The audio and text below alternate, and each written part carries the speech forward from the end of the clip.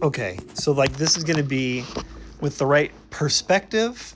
Perspective shapes perception of things. So like if you don't have the right viewpoint, you're not going to be able to see things clearly. And so I think that like I've tried to just try to think about that a little bit more deeply and what that could tell us or help us with the hunt. And so like golden greed, regardless of what it is, like the documentary, like if it is more treasure hunt than it seems, and like they are trying to like give suggestive information, like one of those for me is it doesn't matter who you are, it only matters who they think you are. And like if we just take Justin Solve out of it, like just the Forrest Fenn hunt, if you took that advice on like face value, you would have never found the treasure, because where he picked had nothing to do with tricks or golf or any of this like random stuff that happened throughout the years. He obviously picked a place that he literally describes like the two main things that like you need. Like I think that's a 24-line poem, and it really it boils down to two like massive points, like two massive points, and the rest is kind of like fill in. Now, it's impossible to know that in the moment. Like right now, that could be true of Justin's poem, and I could be like assigning an action to like every single line, and there could be like 4 actions. I don't know. Like it's all an assumption until you actually find it. But for the sake of that, he describes like bathing as a child in like the confluences of those 3 waters, and how he would shift his body in the river to like find the warm water. Point 1. And then he has a picture of the rock where you have to cross. And so it gives you the starting point in the book, and it gives you where to cross in the book. And for like people that say the poem is all that matters, like certainly that's not true in the Forrest Fenn hunt. Like if you, and again, perspective is everything, but like he mentions that grid searching is like the admission of defeat. And like, I think it's accurate in a lot of ways. If someone hides the treasure is like true to like the act of it, like it's not just hiding it, but like Forrest Fenn, like it turned into like a spectacle and like this larger than life thing, but it ultimately started because he was going to kill himself because of like a terminal, what he believed to be a terminal cancer diagnosis. So like he's going to go into the woods, potentially, and like it's morbid, but like he's probably going to go into the woods with a gun, an area that could stand out. Like if it's like a public landing, you're not allowed to have guns in that particular area. Like a dude walking from his car holding a handgun or a rifle of any sort, like would have been something that, I mean, if it is at all trafficked, it could have been like spotted, which leads me to believe that it was either a very quick trip, like to get out of sight, or he did it under like the guise of something else, so he had like privacy. But like if that second part was possible, then why'd Tucker never get out of the car and search? Like so I feel like it doesn't make it more likely that it's like gonna be like a short walk from your car to wherever it is or whatnot. But like in that case, there's a similar, it's different, but like Justin had a broken leg, if we're to believe like the timeline potentially.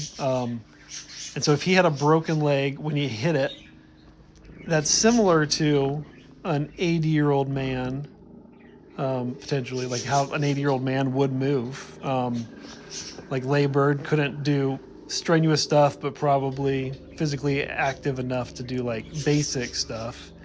But like, I don't know that you could have waded across that river with the broken leg. Like, so even like, that could be more difficult potentially than where Justin hit it.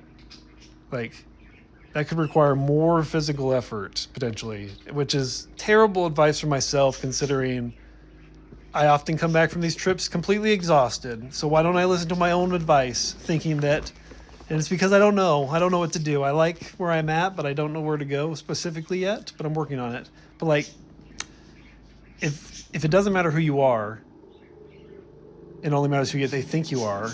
People think he was a trickster, that he was an unreliable narrator, that he was like all these things. And in reality, he was pretty dang transparent. And like, it's not everything, but like those little things, like it would have had to have been an area, and obviously things move, but like he's going to kill himself there and like leave the treasure there. So like it would need to be an area where like he could sit and probably have some moments of like profound silence and like observing things like at a deeper level, kind of like how Justin describes Brandon when they were doing like that walk. Like it grew through or whatnot, but like an area where like inside of there where this childhood fishing spot where you want to like the waters where you bathed the child that leads to like your favorite fishing spot, like childhood and fishing, like those two links. If you identified where warm waters halted in his childhood and where he had profound fishing memories in his childhood, you are where a lot of people are or were. I guess I think technology and like social media and like changes a lot or whatnot, because like I can't imagine that like that rock, how could that rock have been such a mystery to people? Like I don't, and again, perspective is everything, so there's not a shot to anyone that actually did it, but like I don't know how where warm waters halt, if you read his book and you hear him describe moving around in the confluence of waters to find the warm spot, how in God's name do you not obsess about that area profusely from that moment forward until all time? And then it says go canyon down, like literally. So like, oh, this works. You can go down canyon, and oh, by some miracle, you going down canyon leads to a rock in his book that clearly connects to something that he loves on a mythic level. And that picture is probably a good example of like back when he was learning, back when he was like a novice and not an expert, before he had gathered the wisdom to like truly reflect on like the wonder of his childhood. So like the wonder of his childhood gave him wisdom in adulthood. Like Justin's dad and his dad before him, like intentional memories, like appreciating nature, going to Montana, his dad his grandfather committing his life essentially to like both like patriotism and then obviously like protection of like the land itself. Obviously has a deep feeling of duty to protect, and I think that's ultimately what it comes down to. And knowing that of Forrest Fenn early on, like knowing that he was a softie, and like those baths with his mom and like fishing with his dad, and like that those were like iconic to him.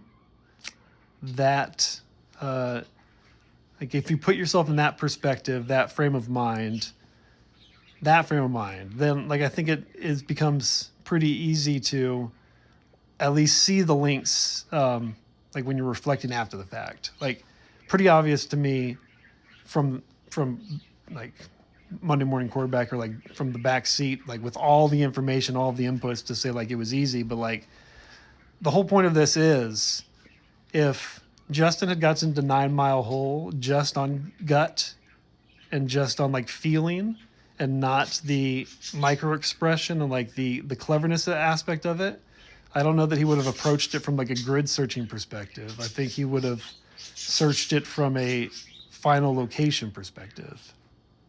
for thought.